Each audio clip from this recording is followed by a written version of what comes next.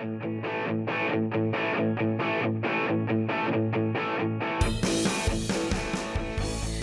I'm Gabby, and welcome to Gabbing with Gabi. In this series, we sit down with fellow artists who brought their knowledge and talent to the world via the internet.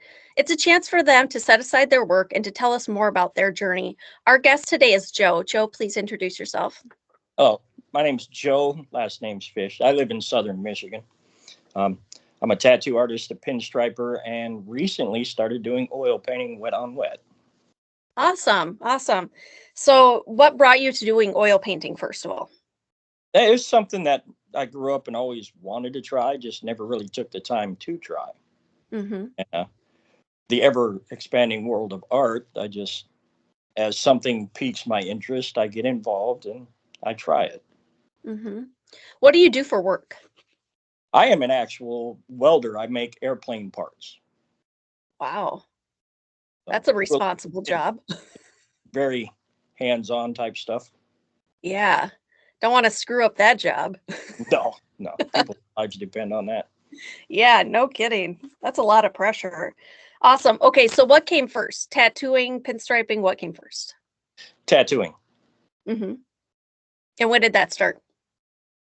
See, I did my first professional tattoo back in 1998. So it's been a minute.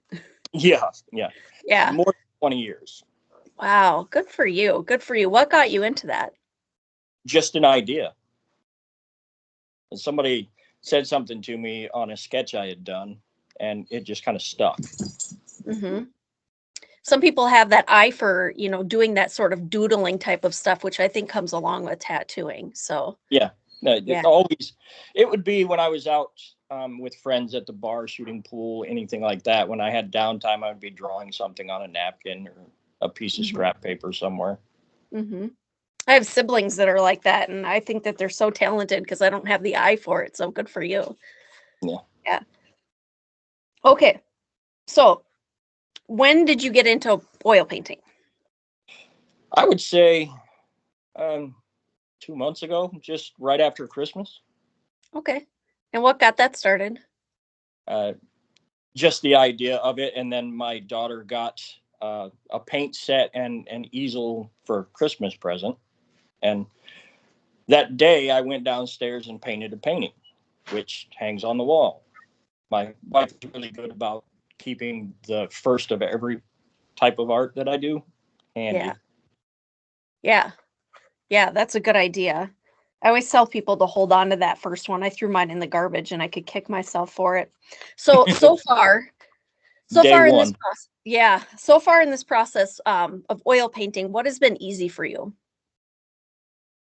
uh, just going down and getting started. Okay. Yeah, I really don't think anything's easy, but I don't think anything's too difficult either. Okay. It's the hardest part and the easiest part is just going down and doing it. Yeah. Yeah, absolutely. I totally get that. Do you feel like some of the skills that you've had from before from doing artwork are sort of crossing over into your oil painting? Yes,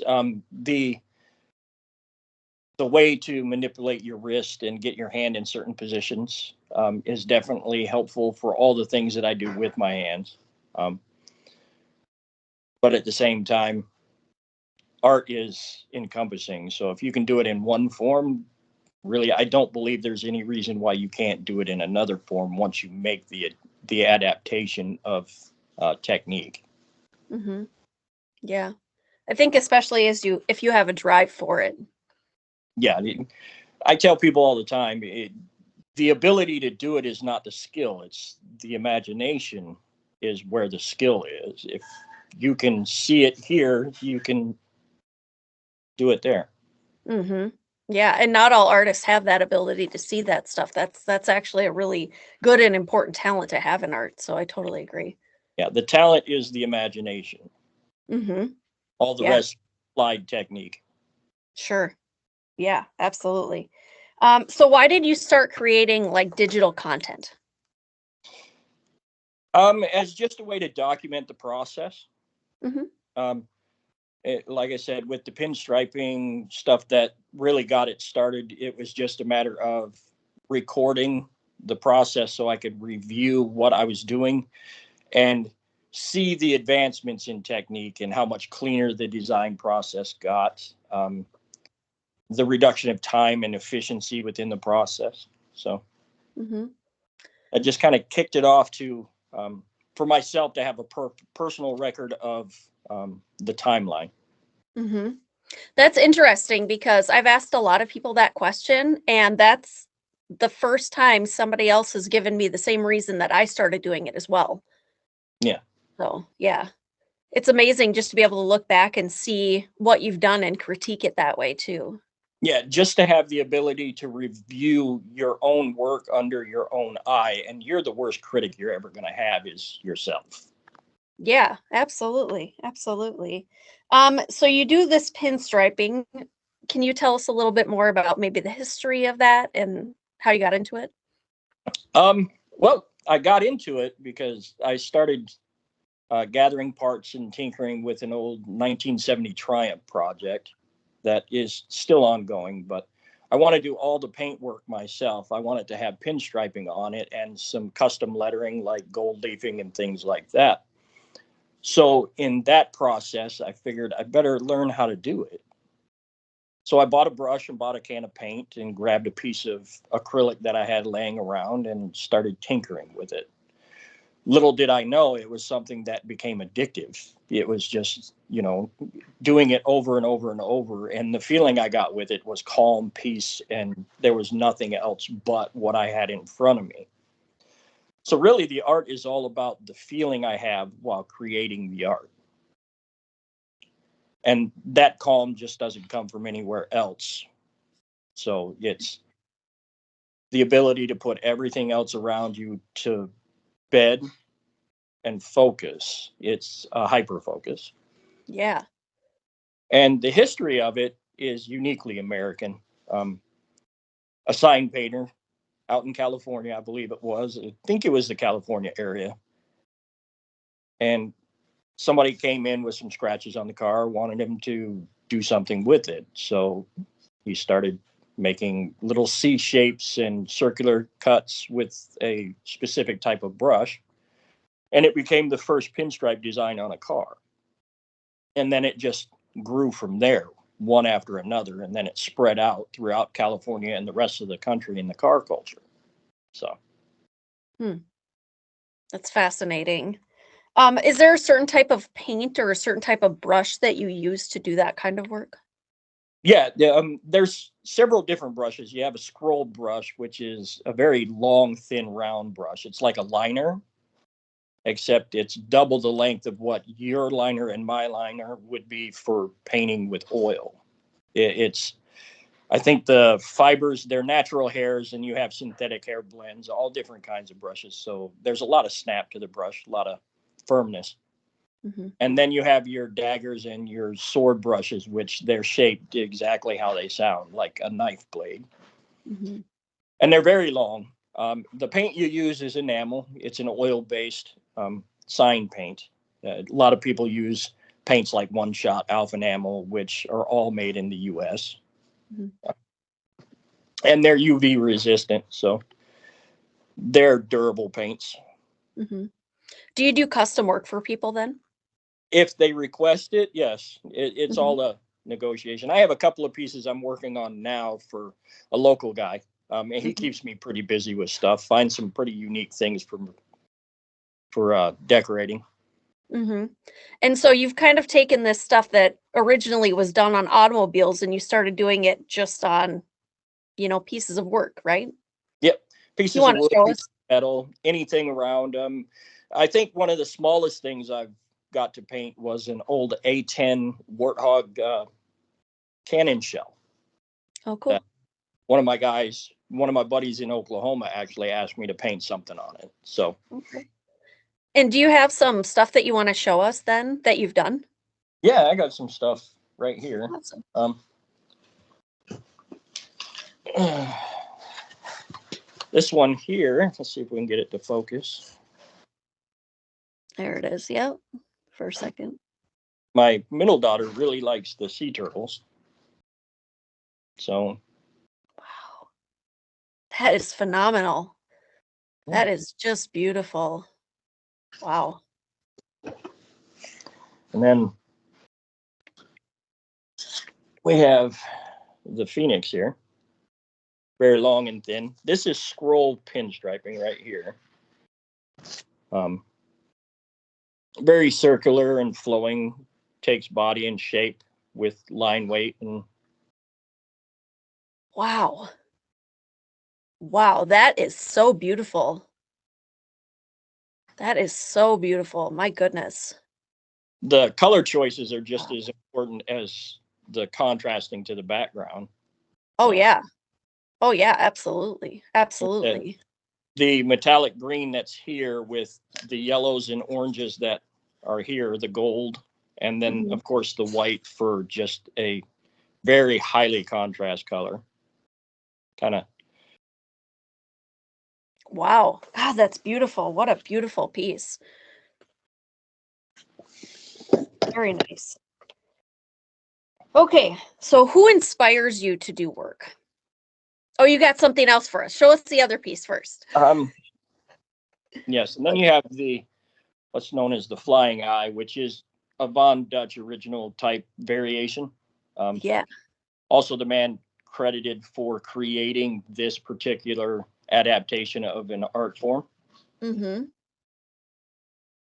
Wow. And anybody from Michigan, there's really only two colors you like, blue and yellow or green and white.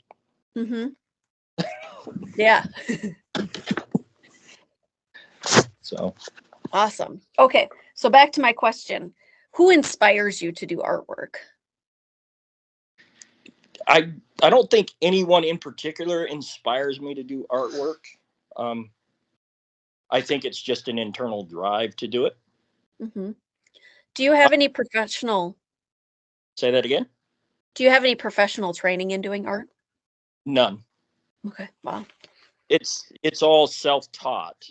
I get an idea in my head, and then I start doing research on it. And one of the things that I've found that if I can see what you do with your hand, I can. Mm-hmm. Yes. Yes, exactly. I always tell people, like, especially if they're trying to follow along with, say, Bob Ross, and they're like, I don't know how to use this. Watch exactly how he's doing it and rewind it and rewatch it and rewatch it and rewatch it until you figure out how he's holding it, what he's doing with his wrists, and all that stuff. I mean, it's super important. Yeah. When I decided to do some oil paints, my wife and daughters can tell you is that I flooded this place with Bill Alexander, Bob Ross, Justin, with every video I could come across. And there's still so much of it there that I'll get home from work and I'll watch a video or two videos, and then I'll grab something to eat and go to bed. Mm-hmm. Yeah. Yeah, that's awesome. All right, let's see. Do you plan on eventually selling some of your oil paintings? Yeah. I don't make them just to hoard them. Um, Yeah. Yeah. they take up a lot of space. Just like with my pinstriping, all of the artwork that I produce for pinstriping is just my way of being able to practice, and people want those. So I usually take them to car shows with me, donate them to charity auctions, things like that. Let Mm-hmm. them find a home other than my house. Yeah. That's awesome, though. That's really awesome. What do you think makes you unique as an artist? The only uniqueness I have is my perspective on art. Um, Everything else is, I would say, just the process by creating, and everybody has their own process. So how I go about it is similar in some ways, but unique to me in my way. Mm-hmm. Yeah. Do you have other hobbies? I love to ride my motorcycle and just get out on the road. Other Mm-hmm. than that, it's art. Mm-hmm. Working with my hands is my hobby. Mm-hmm. And what kind of motorcycle do you have? I have a Harley. There's only two that I would ever have, an Indian or a Harley. Everything else, Mm-hmm. yeah, that's not for me. Yeah. I have people all the time. What kind of motorcycle do you have? I'm like, a Harley. Is there any other kind? Yeah. Yeah. And how long have you been riding motorcycles? Well, the first motorcycle I ever got on, my uncle put me on one of his little dirt bikes when I was 10 years old, and that didn't go well, but it didn't stop. Yeah. Yeah. Yeah. I've been off and on them for a while. I even took a break when I was raising the kids. And once they actually, my youngest got to the point where she was about to go to college, I bought another motorcycle. And then shortly thereafter, I bought a bigger motorcycle. And Mhm. now I have a full dress touring bike. So, Yeah. Yeah. Well, and once you get older too, it's not fun riding on, hard springs and, it's like you want something comfortable. I like my kidneys to be where they belong for the most part. For sure, for sure. Um, do you know anybody that kind of lives in your area that rides motorcycle? I know a few people. Yeah. I have Yeah. And you, some family that ride too. So, yeah. Any of them ride the whole way to Sturgis? I have rode through Sturgis myself, but didn't stop. I was like headed to Red Lodge, Montana. So, Wow, on a motorcycle that far. yes. Yeah, it was a 10-day Holy, trip. It was 3 days out. 4 days we took an extra day just to kind of wander around South Dakota. yeah. Yeah. Went and saw Mount Rushmore and the Crazy Horse monuments and through the Black Hills. And then we Mhm. headed up from there. We ended up in Yellowstone just before we came home. Yeah. All beautiful areas. That's a Yeah. great place to ride. If you Awesome. need visual references, head west. Mhm. Yeah. Yeah, it's hard to explain how beautiful, especially the Black Hills and Yellowstone are until you really go there and see them. Just the ride in through Cody, Wyoming, when you go past the reservoir and you get into the lake, that all of that water comes from the Glacier National Park system. Yeah. Yeah. Somewhere I've never been, but I really want to go. Okay, awesome. I have some bonus questions for you. Um, First, bonus question. Are there any brushes that you use specifically for doing pinstriping that you want to try out with oil paint? Um, no, the letters in the riggers are basically flat brushes, so they would equate. The only thing with those is they're very flexible. They're not rigid enough for the application that I use. But Mhm. if push came to shove, I could make use of them. Mhm. Yeah. You probably don't want to put oil paint in them anyway, but They actually, because they're natural hair, I store them in an oil base. I actually lubricate them with oil when they're in storage so that they don't dry out. sure. So, Yeah. Yeah, I've heard some like real high professional oil painters will do that too with their oil painting brushes that they never dry. They always keep them wet essentially. yeah, I know a couple of guys that actually use axle grease and a motor oil combination to preserve. I'm like, Wow. just buy the oil. It's Yeah. Yeah. No kidding. Ugh. Okay. My second question for you. If you could trade in your talent of doing like pinstriping and line striping and you could convert into being an amazing oil painter, would you do it or would you not do it and why? I would not. I get too much enjoyment out of pinstriping to ever give it up. Yeah. Yeah. Yep. That was going to be my next question. If you could do only one kind of art for the rest of your life, what kind of art would it be and why? I would hate to be so limited to just one kind of art. Yeah. Personally, it's everything that you do from start to finish is just a progression of one into the other. It's a series of building blocks, Yeah. and your limitations are only what you refuse to try. Yeah. Yeah, absolutely. Absolutely. I totally agree. Okay, I don't know if I have any other questions for you. Do you have any final thoughts that you'd kind of like to share with us? The only thing that I say is just pick up a brush and do something with it. Hmm. Uh, Yeah. that's basically what I had to tell myself is if I want to learn to do it, first thing you got to do is you got to pick up the brush and do it. Hmm. Yeah, I totally agree with that. Okay, where can we find you if we want to look for you online? Inkfish Artworks, you can find me on TikTok, Instagram, even a Facebook page for it, and soon to have a YouTube channel as well. Awesome. I'll put some links in the description of the video. Thank you so much for coming and sitting and chatting with me. I really do appreciate getting to know you and kind of hearing about your different side of art. I've never really sat and talked to somebody who did pinstriping, but it fascinates me. So thank you so much for coming. You're welcome, and thank you for having me on. Yeah, absolutely. If you guys have any questions or comments, make sure you put it in the comment section of the video. Find him on TikTok, Instagram, Facebook, and follow him and go see what he does. His work is really incredible. It's been enjoyable just to sit and watch you do what you do. So, yeah, make sure that you guys check him out. Again, I'm Gabby, and this is Joe. Go check out his work, Facebook, Instagram, and TikTok, and soon to be YouTube. Until next time, I really do hope that you guys fall in love with art just as much as we have. Bye, guys.